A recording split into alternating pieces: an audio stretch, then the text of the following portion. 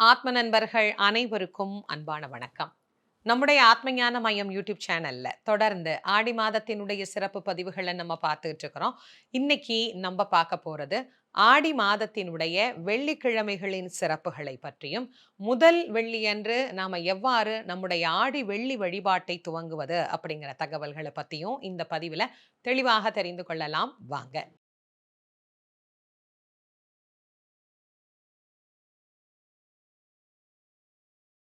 ஆடி மாதம் பொறந்துட்டாலே நமக்கு ஒவ்வொரு நாளும் பண்டிகை, ஒவ்வொரு நாளும் விசேஷம் தான். அதில மிக குறிப்பாக வரக்கூடிய நாள் ஆடி வெள்ளி, ஆடி செவ்வாய், ஆடி ஞாயிறு. அதில இந்த ஆண்டு முதலாவதாக நமக்கு துவங்குவதே ஆடி வெள்ளி தான்.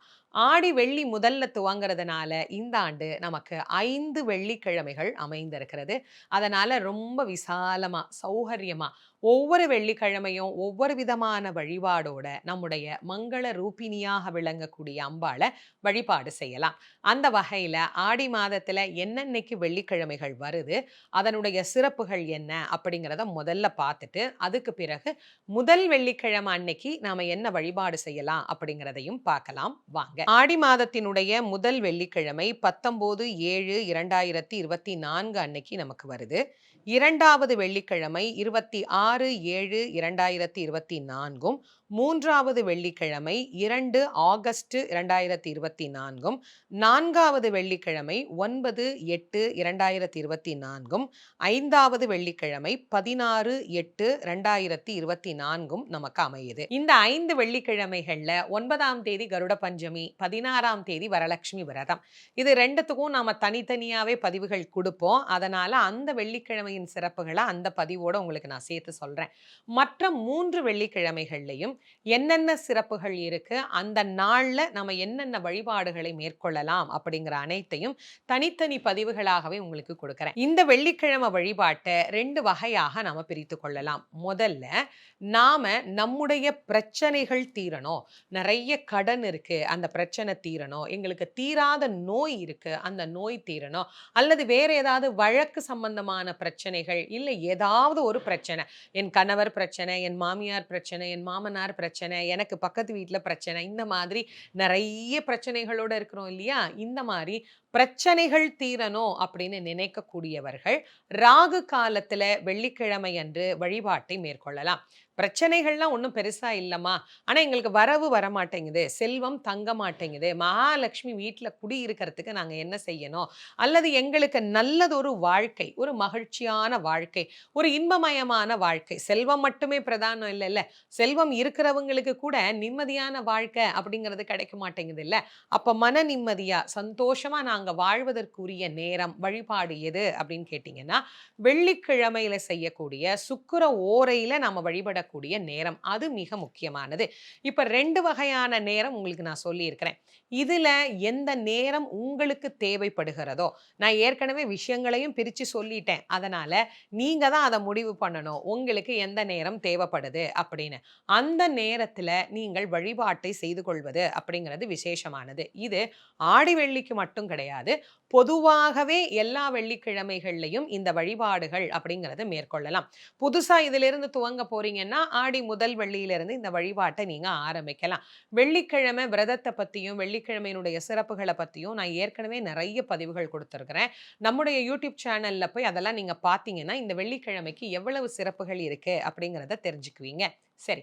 இப்ப இந்த நேரம்லாம் சொன்னீங்களேம்மா, என்ன நேரம் அப்படிங்கிறத எங்களுக்கு சொல்லலையே அப்படின்னா, ராகு காலம் எல்லாருக்கும் தெரிஞ்சது தான். வெள்ளிக்கிழமை 10:30, 12 நமக்கு ராகு காலம். மற்றபடி இந்த சுக்கிர ஹோரை எப்ப வருது அப்படிங்கிற அட்டவணை நான் உங்களுக்கு குடுக்குறேன். அதையும் நீங்க பார்த்துக்கோங்க. வெள்ளிக்கிழமைகள்ல சுக்கிர ஓரை அப்படிங்கிறது காலையில 6 மணியிலிருந்து 7 மணி வரைக்கும். மதியம் 1 மணியிலிருந்து 2 மணி வரைக்கும். இரவு 8 மணியிலிருந்து 9 மணி வரைக்கும். ராகு காலத்துல வழிபாடு செய்யணும் அப்படிங்கிறவங்க துர்க்கை அம்மனுக்கு நெய் தீபம் ஏற்றி அரளிப்பூவால அர்ச்சனை பண்ணி வழிபாடு செய்யலாம். கோவில்ல போய் இந்த வழிபாடு செய்ய முடியலன்னா கூட ராகு கால நேரத்துல வீட்டிலேயே நெய் தீபம் ஏற்றி துர்க்கையினுடைய நாமங்களை படிச்சு நாம அரளிப்பூவால் அர்ச்சனை செய்து அம்பாளை வழிபாடு செய்து கொள்ளலாம். சுக்கிர ஓரையில வழிபாடு செய்யணும் அப்படிங்கிறவங்க எல்லாம் மகாலட்சுமி தாயாருக்கு பால் கல்கண்டு இல்லைன்னா கல்கண்டு சாதம் இதை நெய்வேத்தியம் பண்ணி தாமரை மலர்களால் அர்ச்சனை பண்ணி அம்பாளை வழிபாடு பண்ணலாம்.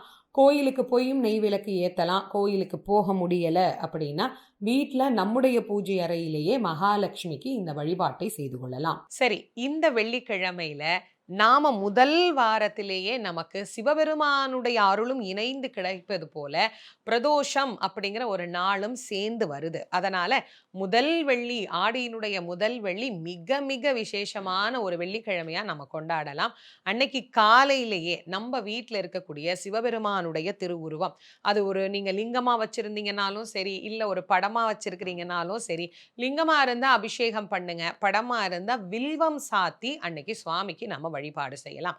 காலையில அம்பாளுக்கும் சிவபெருமானுக்கும் சேர்த்து நம்முடைய வழிபாட்டை நாம செஞ்சுட்டு பிரதோஷ விரதம் இருக்கிறவங்களா இருக்கிறீங்க அப்படின்னா இந்த நாள்ல மிக மிக சிறந்த பலன்களை அது நமக்கு பெற்றுத்தரும்.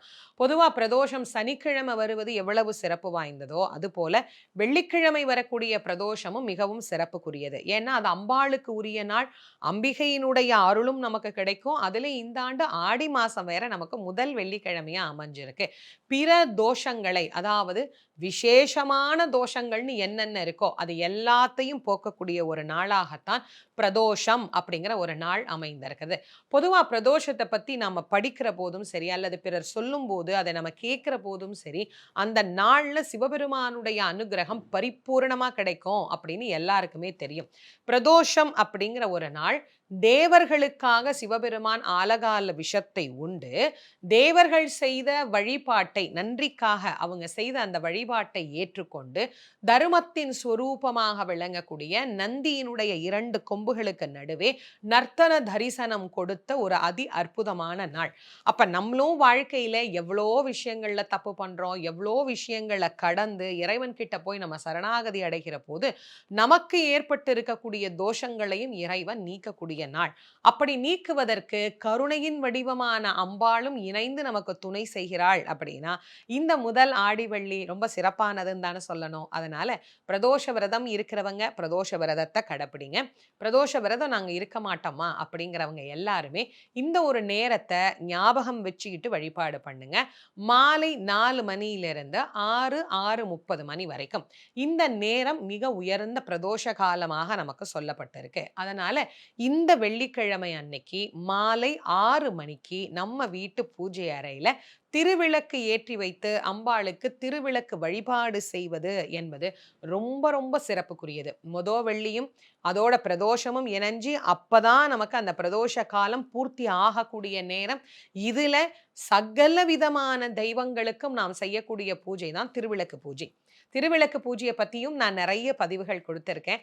அந்த பூஜையை எப்படி பண்றது அப்படிங்கிற லிங்கையும் நான் கீழே டிஸ்கிரிப்ஷன் பாக்ஸ்ல உங்களுக்கு சேர்க்கிறேன். எளிமையா உங்க வீட்டில் நீங்க வச்சு வழிபடக்கூடிய திருவிளக்கை வச்சுக்கிட்டே அந்த திருவிளக்குக்கு எளிமையான குங்குமார்ச்சனை, அக்ஷதையினால அர்ச்சனை, ஒரு சின்ன நெய்வேத்தியம் செஞ்சு வச்சு அம்பாளை நீங்க வழிபாடு பண்ணீங்க அப்படின்னா உங்களுடைய இல்லத்துல சகல விதமான சௌகரியங்களும் எல்லா விதமான நன்மைகளும் நமக்கு கிடைக்கும். இந்த திருவிளக்கு பூஜையை நம்ம வீட்டில் இருக்கிற ஒரு 4-5 பேர் சேர்ந்து செய்யலாமா அப்படின்னா தாராளமா செய்யலாம்.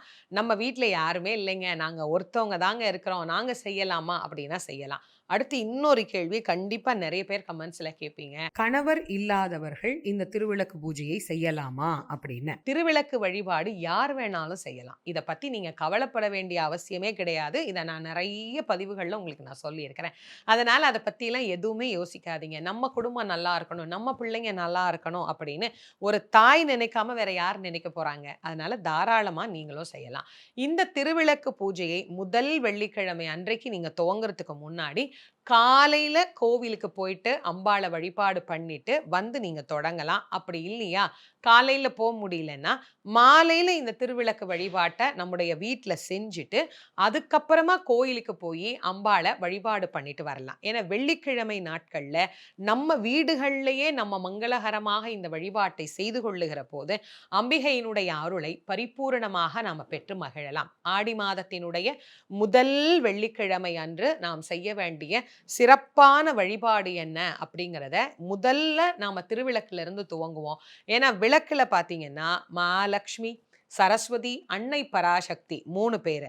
அவங்களோட சேர்த்து சிவபெருமானும் இருக்கிறார், பிரம்மதேவனும் இருக்கிறார். அதுக்கப்புறமா கருணை கடலாக வாரி வாரி நமக்கு செல்வங்களை வழங்கக்கூடிய நாராயணரும் அதுல இருக்கிறார். அப்போ இத்தனை பேரும் அதுல இருக்கும்போது அவங்களோட சேர்த்து 33 தேவர்களும் ஐக்கியமாயிருக்கிறாங்க.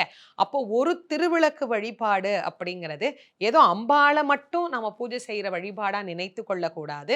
சகல விதமான தேவர்களுக்கும் நாம் செய்யக்கூடிய ஒரு பூஜையாக அதை எடுத்துக்கணும். இந்த திருவிளக்கு பூஜையிலிருந்து நாம முதல்ல நம்முடைய ஆடி வெள்ளியை துவங்குவோம். அடுத்தடுத்த வெள்ளிகள்ல என்ன விதமான வழிபாடுகள் செய்யலாம் அப்படிங்கிறத தொடர்ந்து உங்களுக்கு நான் கொடுத்துக்கிட்டே இருக்கிறேன்.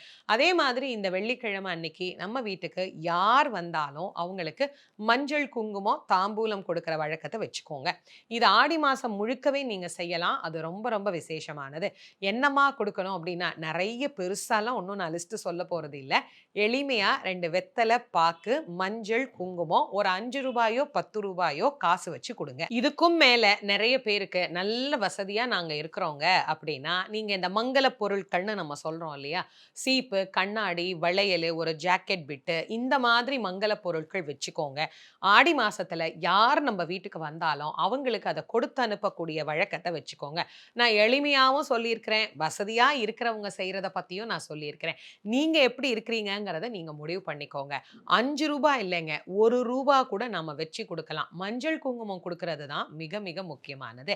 அதனால வெள்ளிக்கிழமை வீட்டுக்கு தேடி வரக்கூடியவர்களுக்கு அதையும் நீங்க கொடுத்தீங்க அப்படின்னா, இன்னும் நம்முடைய வீட்ல அம்பிகையினுடைய அருள் ஆற்றல், நம்ம வீட்டினுடைய இறை சக்தி அப்படிங்கிறது மேலும் அதிகரிக்கும். இந்த பதிவு உங்களுடைய நண்பர்கள், உற்றார் உறவினர்களோட பகிர்ந்து கொள்ளுங்க. நம்முடைய ஆத்மஞான மயம் யூடியூப் சேனலை இதுவரைக்கும் நீங்க சப்ஸ்கிரைப் பண்ணலைன்னா பண்ணிக்கோங்க.